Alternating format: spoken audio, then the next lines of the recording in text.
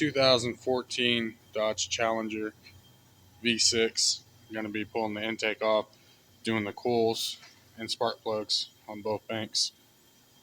So let's get in it. First things first, we want to remove this breather tube out of the way. It's got a flathead screw clamp here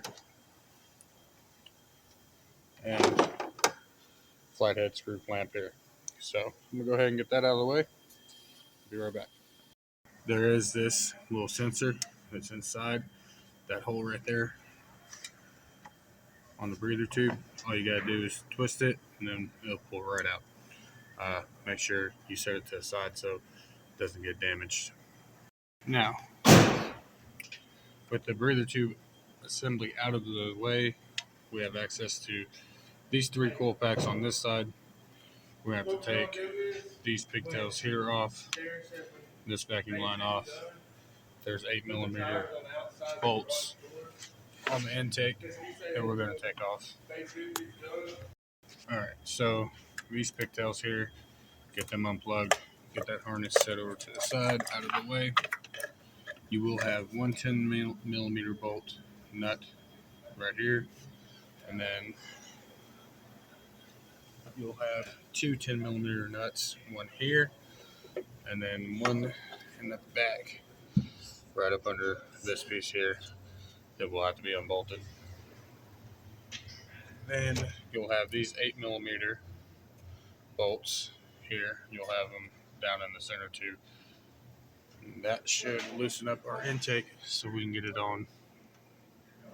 Go ahead and get it off, I should say.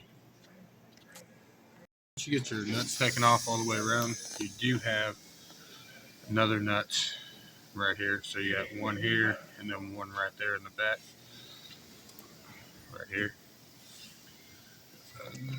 And all your bolts loose on your intake. See, you're going to go ahead and pop this vacuum hose off here, here, and then there. Alright, then you just wiggle your intake up and out. That'll get your upper plenum off. Get you some grease rags. Stick them down off in the holes here. That's going to prevent any debris from this mat falling into the holes. And just take that mat up and off. Set to the side. Now you have access to your coil packs on the driver bank. And that's basically it. You'll have 10mm bolts to hold your coil packs down, both sides. And that is how to remove your intake to do your coil packs and spark plugs on, if you got to get to the right bank here. So, and basically you just reverse the procedure to put everything back together and reinstall everything. I recommend, if you're doing coil packs, replace your spark plugs while you're down. It's going to save you a lot of trouble in the long run, because if you had a failed coil pack that wasn't arcing like it should, then more than likely your spark plug is fuel soaked and you'll have trouble after you get everything back together. Remember to replace your intake gaskets with brand new ones. And